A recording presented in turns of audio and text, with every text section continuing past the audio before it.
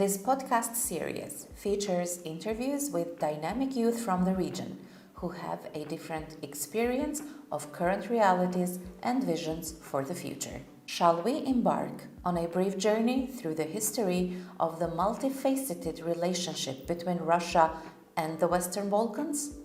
We will talk about the intricate web of soft power influence that has shaped this dynamic, providing some factors and historical context that have defined their interactions. The focus of this episode in the Next Gen series of the Balkan Forum podcast is on the youth in the Western Balkans and analyzes how they stand in the face of this soft power. Our guest is Dr. Heidi Gjija, PhD, who is the Vice Dean of the Political Sciences Department at the University for Business and Technology in Pristina. She has previously taught at the University of Tirana and Alexandru Moisiu University in Durrës, Albania. In addition to her teaching career, she has also served as the executive assistant to the Albanian State Minister for the Diaspora. With a focus on educational research, her expertise lies in the intricate dynamics of Russian-Albanian relations during the communist era, specifically within the realm of international relations and security. Dr. Gjija possesses a profound understanding of both Russian and Macedonian cultures and languages, with a specialization in artistic translation and contemporary Russian literature. Dr. Gjija, thank you for being our guest in the Balkan Forum podcast. Thank you for the invitation.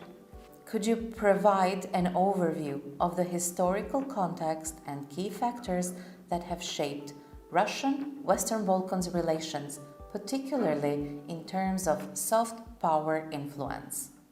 Well, the answer for the question is very wider, but I'll try to be very shortly, just mentioning the most important moments of the historical part.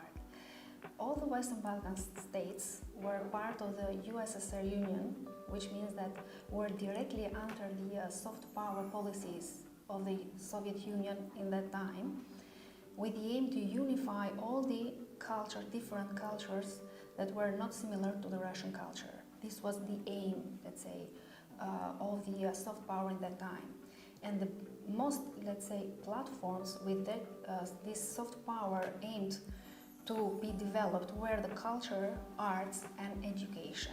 So, in all these areas, in the Western Balkan states, which were ex-allies of the Soviet Union, were undertaken reforms and policies to transform their education and their arts culture for spreading all the Russian cultural values with the aim to build the Russian society in non-Russian populations and the Soviet society also Sovietic man. So this can, let's say, briefly highlight all the soft power in that time. How would you define and characterize Russian soft power in the Western Balkans? Nowadays. Well, still there, still continuing, because you should know that soft power policies that don't have immediately results, you know. So if I think that in this moment nowadays we're still experiencing the results of the Soviet Union soft power, which means that even if nowadays with the war in Ukraine, Russia is experiencing a lot of sanctions, but this does not mean that we are, let's say, defended from her soft power, because the results of the past soft power Russian continues and are still there, and we have to think how we should minimize these results, and then we should also build new strategies to prevent from the future, let's say, soft power suppression efforts. Yeah. Dr. Gjija, what are the main tools and strategies that Russia uses in terms of cultural diplomacy in our region? Well, I have to make a clearance now because cultural diplomacy is it's not only Russian phenomenon. You know, all the powers and the superpowers do cultural diplomacy, and this means that generally Even the smaller powers, I assume. yes, but I just so the tools generally are the same, which means there are foundations, which is educations, experiencing or exchanging students, academics, forums, institutions, you know, everything that shares idea, that create a unified opinion, that create a good image of Russia, for example, in these non-Russian societies and states, which links networking of education establishments, everything that is related to this. But this is not only specifically of Russian, you know, because other states also operate through these tools. So the tools are, let's say, remain the same for all the actors in the international, let's say, areas that do soft power. So that's why we can do good things on preventing, let's say, or minimizing soft power of Russia. Why I say minimizing? Because, you know, when you talk about the culture, you can't prevent it, because cultures give and take from others, you know, cultural relationships. But when culture is used as a tool for doing politics, this is the part that we can do something for preventing. And since you work with the youth, you are a university professor, to what extent could the youth in the Western Balkans be susceptible to Russia's soft power, all these tools and mechanisms that you mentioned? So how is that manifested? Well, the youth, now we are talking about the tech generation. What means that the youth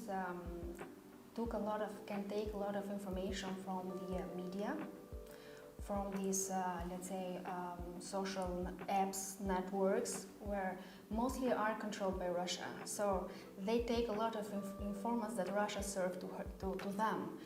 And the youth now has a lack of information about Russia. They don't read, they don't know the past of Russia, they don't know all the things that Russia has done during the history with the soft power. And this is, let's say, it's concern. It's concern. But the question is, what should we do? You know, great powers like US, for example, and others, they have integrated in their curricula, or they have done programs in faculties for Russian studies, for example. It's a very easy thing that we also can do. Okay, we cannot inform the whole youth, but we can create, let's say, a new generation of experts who know really Russia and can divide the information from the, let's say, propaganda, from the fake news, and the real information about Russia, the real knowledges about the politics of Russia, and how to prevent to defend the society and to prevent and minimizing the soft power of Russia. And looking ahead, what do you think? What are the potential future trends or developments in Russian-Western Balkans relations, specifically concerning Russian soft power? I think that Russia will still, let's say, work on the cultural diplomacy, because Russia,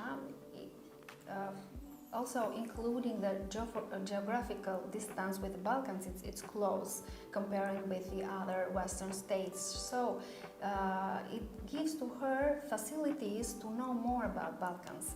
And she knows more about our cultures, our ethnic conflicts, our ethnic differences.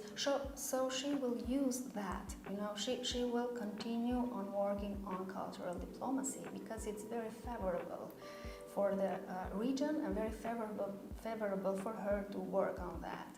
So that's why I will re-mention now that we should also inform the youth through education and through massive information about the real information and knowledges and all these political part, let's say, political tools of soft power that Russia will do.